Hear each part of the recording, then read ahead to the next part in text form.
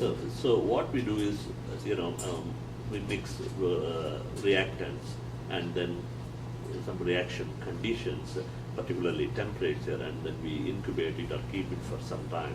And then we have to find out what has happened in the time, whether what are the products, how the reactants have changed, what reactions have happened, and what are the products that are there.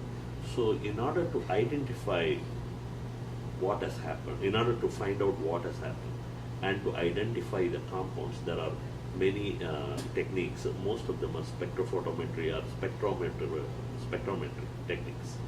There is infrared, there is UV, there is NMR, and all that. So now in solution, the one that we use is extremely sensitive technique, because the other ones, it depends on the sensitivity of the instrument, so this is a very sensitive technique. With what we use is LCMS, that is liquid chromatography mass spectrometry combined, is LCMS, where we inject the solutions, and there is a column that separates it, and the compounds, they bind with various affinities, so they are retained for some time.